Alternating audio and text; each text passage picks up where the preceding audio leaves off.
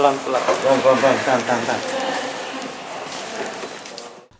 Seorang tukang bentor berinisial DA, warga Kelurahan Tamalate, Kota Gorontalo, ditangkap Satreskrim Polresta Gorontalo Kota. DA diduga melakukan kekerasan seksual terhadap seorang anak perempuan berusia 17 tahun. Peristiwa ini bermula saat korban bersama pacarnya menaiki bentor yang dikemudikan DA. Di dalam bentor tersebut juga ada pacar DA. Di tengah perjalanan terjadi cekcok antara DA dan pacarnya. Kondisi ini membuat pacar DA diturunkan dari bentor. DA kemudian melanjutkan perjalanan hanya bersama korban. Saat itulah diduga muncul niat pelaku untuk melakukan tindakan kekerasan seksual. Korban diduga diancam menggunakan sebilah pisau agar menuruti kehendak pelaku. Usai melakukan persetubuhan, DA juga diduga mengambil telepon seluler milik korban. Petugas kemudian melakukan penangkapan terhadap tersangka, namun saat akan diamankan, DA disebut melakukan perlawanan. Petugas pun memberikan tindakan tegas terukur dengan menghadiahi timah panas sebanyak 2 kali untuk melumpuhkannya. Adapun waktu kejadian yaitu pada hari Minggu tanggal 16 Agustus 2026 sekitar pukul 5.30 WITA. Kemudian tempat kejadian yaitu di Kelurahan Butuh, Kecamatan Dumburaya, Kota Gorontalo. Adapun inisial TSK yaitu DA, usia 36 tahun, pekerjaan tukang bentor, alamat di Kota Timur, Kota Gorontalo. Adapun kronologi singkat yang perlu kami sampaikan pada rekan-rekan media, jadi pada hari Rabu tanggal 16 Agustus 2026 pukul 4.00 WITA, korban bersama pacarnya memanggil tukang bentor. Nah, tukang bentor ini itu tersangka.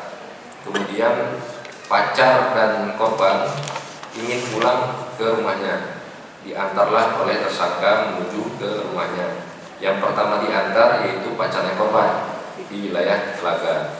Nah, pada saat itu juga tersangka ini membawa pacarnya, sehingganya di dalam bentor itu ada 4 orang. Yang pertama tersangka, pacar tersangka, kemudian korban dengan pacarnya korban.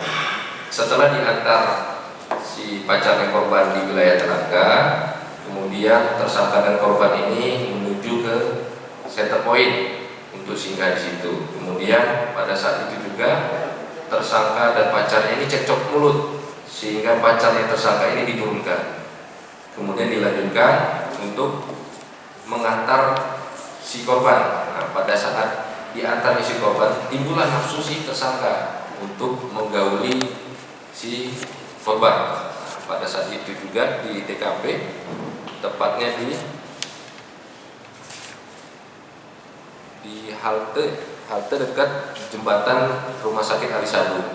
Setelah itu tersangka membawa korban ke arah center point yang menurut keterangan korban setelah melewati center point sudah tidak mengetahui arah jalan tersebut.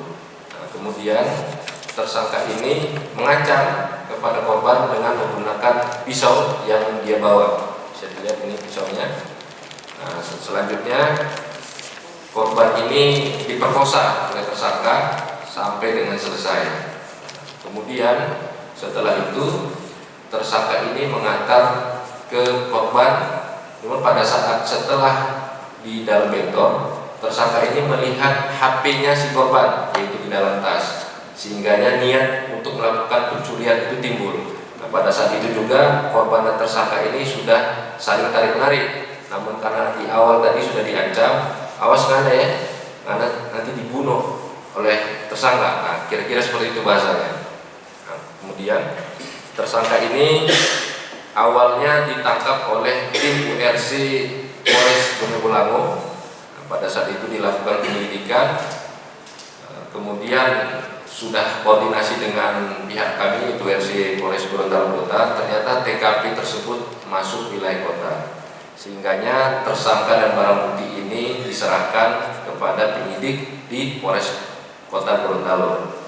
Saat ini tersangka telah dilakukan penahanan. Adapun sangkaan pasal yaitu pasal 6 huruf B Undang-Undang Nomor 12 Tahun 2022 tentang tindak pidana kekerasan seksual dan pasal 473 ayat 2 huruf B junto pasal 473 ayat 4 Undang-Undang Republik Indonesia Nomor 1 Tahun 2023 tentang KUH pidana. Atas perbuatannya dia dijerat Undang-Undang tentang tindak pidana kekerasan seksual dengan ancaman pidana penjara paling lama 12 tahun. Tersangka juga dijerat pasal pencurian dengan kekerasan dengan ancaman hukuman hingga 9 tahun penjara.